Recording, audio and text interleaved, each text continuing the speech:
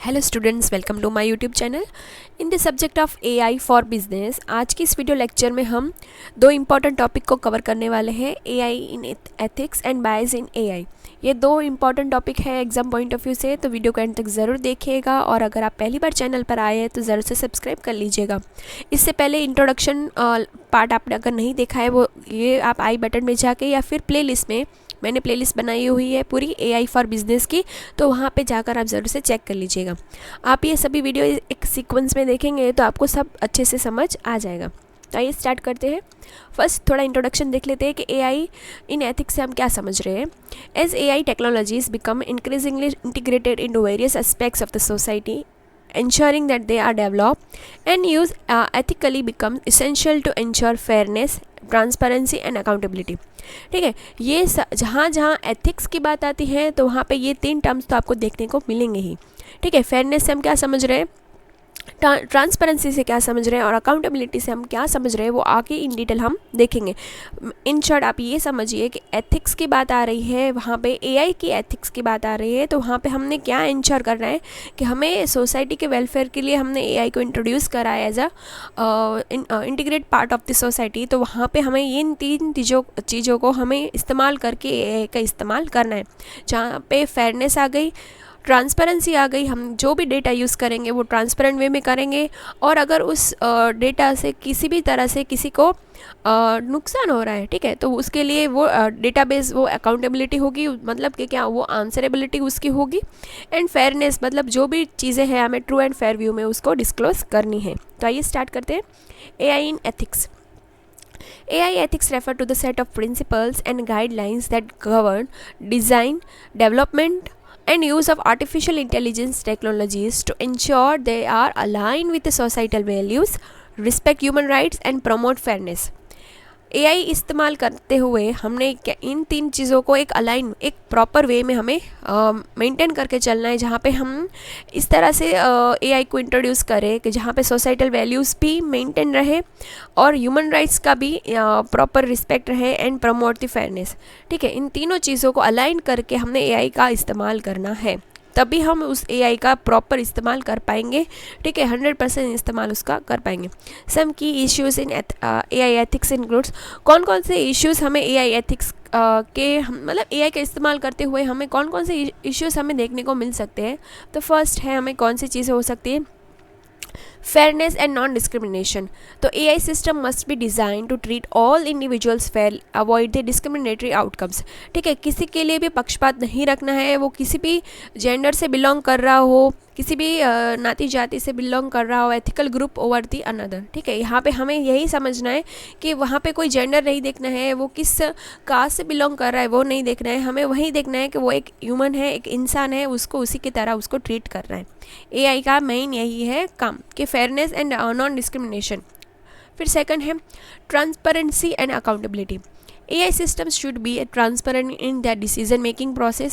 User must be able to understand how decisions are made, especially in critical areas like healthcare, criminal justice and finance.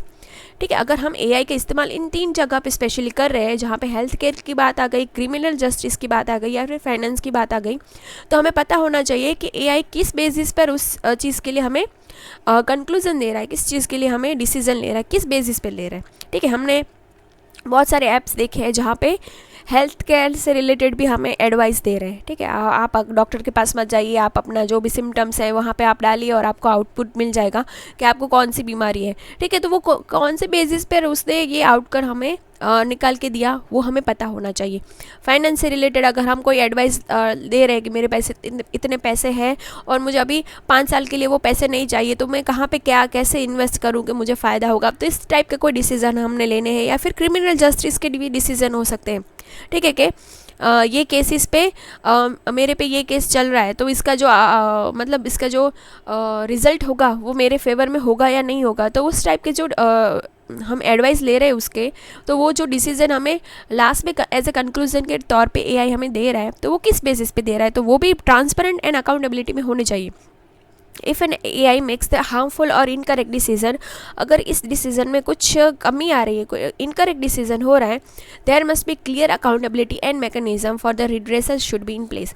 ठीक है, हमने AI से मदद ली और हमने पर्टिकुलरली जो प्रिस्क्रिप्शंस के अकॉर्डिंग उसने ये मेडिसिन हमें 3 लिख के उसके आउटपुट में आया, और हाँ उसकी वजह से किसी को कुछ हार्मफुल हो गया या फिर वो उसकी डेथ हो गई या फिर कुछ भी चीज़ ऐसी हो गई जो अच्छी नहीं होनी चाहिए थी, तो उसके लिए कौन रिस्पॉन्सिबल होगा? तो वहाँ पे हमें वही चीज़ें प्रॉपर मैकेनिज़्म बना के रखना है, अकाउंटेबिलिटी होनी चाहिए।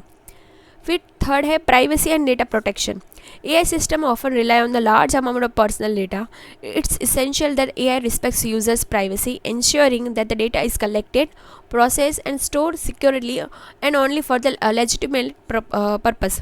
ठीक है, हम AI के पास अपना बहुत ज़्यादा डेटा उसके पास ऑलरेडी स्टोर करा हुआ है, तो वहाँ पे हमारा पर्सनल जो प्राइवेसी है उसका प्रोटेक्शन करने का रिस्पॉन्सिबिलिटी भी AI का ही है। Ensuring consent and adhering to privacy laws like the General Data Protection Regulation is a crucial। GDPR के लिए AI को देखना ज़रूरी है कि मेरा डेटा है तो मेरा ही कंसेंट होना चाहिए, मेरी ही परमिशन होनी चाहिए कि वो डेटा मैं किसी और को देना चाहता हूँ या नहीं चाहता हूँ। ठीक है, तो वहाँ पे प्राइवेसी एंड डेटा प्रोटेक्शन भी AI को देखना है, वो एथिक्स में आ जाएगा। फिर सेफ्टी एंड सिक्योरिटी की बात हो गई। AI system must be safe and secure to use. They should be design to avoid harmful consequences and robust measures should be in place prevent malicious use of AI। Example में है deep fakes और autonomous weapons. ठीक है, कि यहाँ पे हम देखेंगे कि कोई ऐसी ऑनलाइन हमने बहुत सारी ऐसी चीज़ों के बारे में सुना हुआ है, डीप फेक्स हो गए या ऑटोनोमस वेपन्स हो गए, तो वहाँ पे AI किस हद तक हमारे लिए सेफ़ है वो भी हमें देखना होगा कि सभी हम हर छोटी से बड़ी और चीज़ों के लिए AI पे डिपेंड नहीं हो सकते। अगर हम हो रहे हैं तो वहाँ पे वो कितना सेफ़ एंड सिक्योरली हमें हमारा डेटा है या फिर हमारी प्राइवेसी के लिए वो कितना सिक्योर है वो हमें देखना होगा। फिर ह्यूमन कंट्रोल। ठीक है, AI कितना भी पावरफुल क्यों ना हो लेकिन ह्यूमन कंट्रोल तो होना ही चाहिए। AI should augmented human capabilities at decision making, not replace human judgement. ठीक है, हम ऐसा नहीं कह सकते कि एक रोबोट है, ठीक है, वो डिसीजन दे रहा है और एक जीता जागता इंसान डिसीजन ले रहा है, उसमें से रोबोट का जो डिसीजन है वो बेस्ट होगा, नहीं होगा, क्योंकि उसमें इमोशंस की कमी होगी, जहाँ पे ह्यूमन में वो इमोशंस वो कंट्रोल होगा कि वो सामने वाले बंदे की फीलिंग को समझ पाए। There must be clear boundaries between AI's role and human's role, ensuring that the humans retain control over critical decision, especially in life and death situation. Life and death की सिचुएशन होगी जहाँ पे हमें ऐसे situation हो जहाँ पे जीने और मरने की होगी, तो ऑटोनोमस एंड व्हीकल और मेडिकल AI का इस्तेमाल, जैसे कि अगर हम एक कार में है, ठीक है, और वहाँ पे कोई रास्ते पे एक इंसान मर रहा है या फिर उसके बदले में अगर हम लेफ़्ट टर्न लेंगे, हमारा गाड़ी है वो ब्रेक नहीं लग रहा है उसमें, हम लेफ़्ट टर्न लेंगे तो एक इंसान मर जाएगा और राइट टर्न लेंगे तो 5 मर जाएंगे। तो वहाँ पे ऐसी कोई सिचुएशन है जहाँ पे हमें ऐसा डिसीज़न लेना है कि जिसकी वजह से क्या होगा कि कम से कम हार्म हो, तो AI उस समय पे कौन सा डिसीज़न लेगा वो हमें नहीं पता।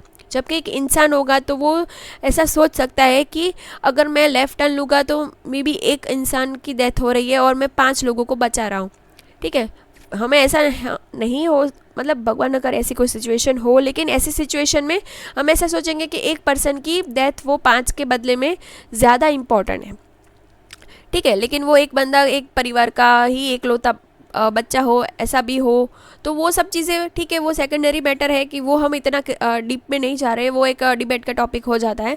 लेकिन यहाँ पे AI किस तरह से डिसीजन लेगा वो हमें नहीं पता। जहाँ पे जीने मरने की सिचुएशन होगी तो वहाँ पे ह्यूमन कंट्रोल होना चाहिए AI पे। ठीक है, तो ये सब चीज़ें क्या थी, हमने ये AI एथिक्स में ये की इश्यूज़ हो सकते हैं AI एथिक्स में कि first fairness and non discrimination की बात होनी चाहिए। ठीक है, कि जेंडर बायसनेस नहीं है या फिर किसी कास्ट या रिलीजन के पर्पज़ पे वो जजमेंट नहीं देगा। फिर ट्रांसपेरेंसी एंड अकाउंटेबिलिटी होनी चाहिए। ठीक है, कि अगर specially in health care, criminal justice and finance, in decisions के लिए हम AI का इस्तेमाल कर रहे हैं तो वो ट्रांसपेरेंसी होनी चाहिए कि किस बेसिस पे उसने डिसीज़न लिया है, एंड अकाउंटेबिलिटी भी होनी चाहिए। अगर वो डिसीजन से किसी को कुछ हार्म हो रहा है तो उसके रिस्पॉन्सिबल कौन होगा। प्राइवेसी एंड डेटा प्रोटेक्शन, मेरा डेटा है जो पर्सनल डेटा है वो सेफ़ एंड सिक्योर हो, वो ज़रूरी है। उसके लिए general data protection regulation is a crucial, वो इम्पॉर्टेंट है। फिर सेफ्टी एंड सिक्योरिटी की बात भी आ गई, जहाँ पे हम देखेंगे कि एआई सेफ़ है, लेकिन वो सेफ़ किस प्लेस पे हमने वो देखनी है चीज़ें, वो भी हमें देखना है। फिर ह्यूमन कंट्रोल का भी मेन रोल है एआई के लिए। अभी नेक्स्ट हम देखेंगे बायस इन एआई। तो वहाँ कौन कौन से बायसनेस हमें देखने को मिल सकती है।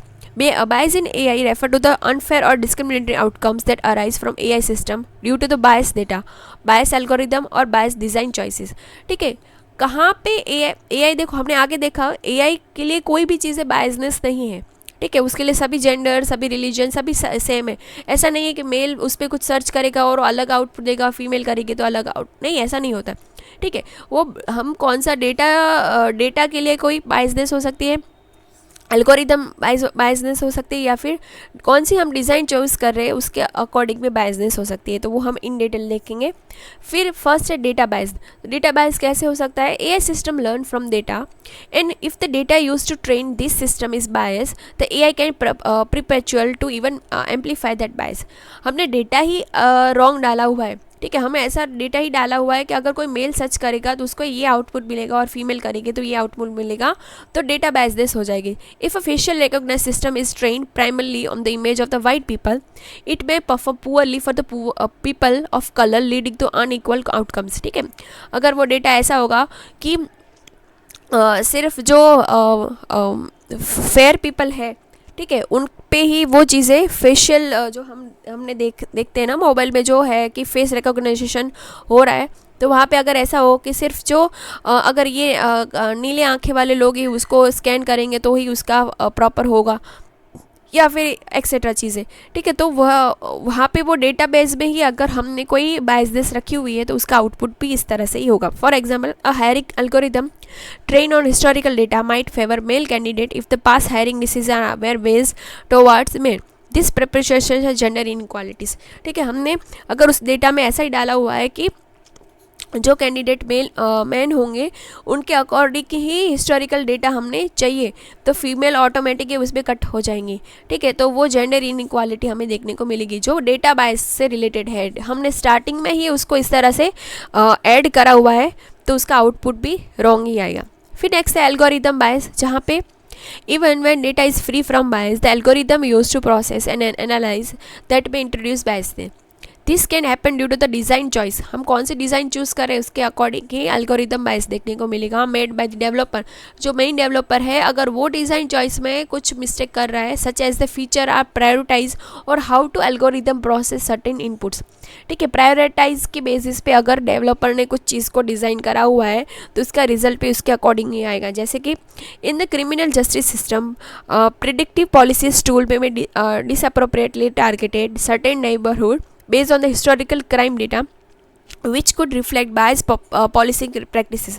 ठीक है, उसने अगर क्रिमिनल जस्टिस से रिलेटेड कोई डिसीजन हमें चाहिए तो उसने डेटा इस तरह से डिज़ाइन करा हुआ है कि पास्ट के जो भी डिसीजन लिए गए थे उसके अकॉर्डिंग वो आउटपुट देगा। अगर पास में ही कोई डिसीजन गलत दिया होगा या फिर सर्टेन टारगेट से रिलेटेड दिया होगा तो उसका आउटपुट आएगा वो अभी की सिचुएशन के लिए मे भी सही ना हो, फिर भी हम वहाँ पे जजमेंट दे देंगे एआई को ध्यान पे रख के हुए, तो वो क्या होगा कि वो चीज़ें उसका आउटपुट सही नहीं आएगा।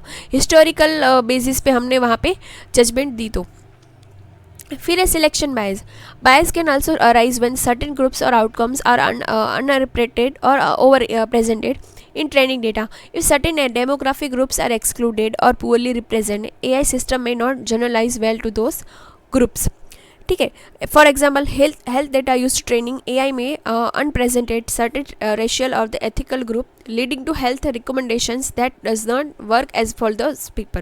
ठीक है, अगर हम सिलेक्शन बायसनेस रखें कि मैंने जो पॉपुलेशन में से जो सैंपल सेलेक्ट करे हैं उसी सैंपल के अकॉर्डिंग मैं आउटपुट दूंगा, तो फिर भी वो गलत हो जाएगा ना कि सैंपल पे अगर हमने 1 लाख की पॉपुलेशन में 10 लोगों को एज ए सैंपल लिया है वो, तो उसका आउटपुट भी इतना वो 1 लाख लोगों पे हम कैसे दे सकते हैं। ठीक है, तो वो सिलेक्शन बायसनेस हो जाएगी।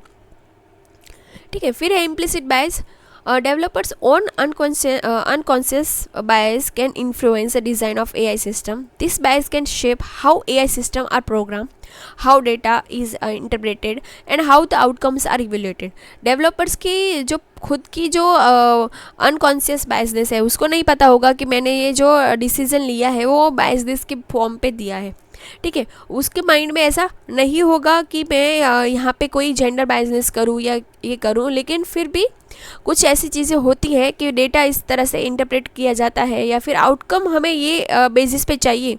ठीक है, हमें आउटपुट ये चाहिए कि man are best than the female, तो वहाँ पे वो उसका आउटकम इसी तरह से उसको फिट करा जाएगा। Example, developers may unconsciously introduce bias by choosing which database to use or by creating system that reflect their own experience or the assumption. ठीक है, उसका पर्सनल अजम्पशन हो कि मुझे ये स्टेटमेंट तो लास्ट में चाहिए ही चाहिए। कोई भी ये इस टाइप का कोई क्वेश्चन पूछेगा तो इसका आउटपुट का रिजल्ट मैं यही दूंगा। ठीक है, तो वहाँ पे अपना एक्सपीरियंस या अपना अजम्पशंस के बेसिस पे डेवलपर ने वो डेटा को फिट करा हुआ है, तो उसका आउटपुट भी इसी तरह ही आएगा। ठीक है, तो ये हो जाएगी इम्प्लिसिट बायस।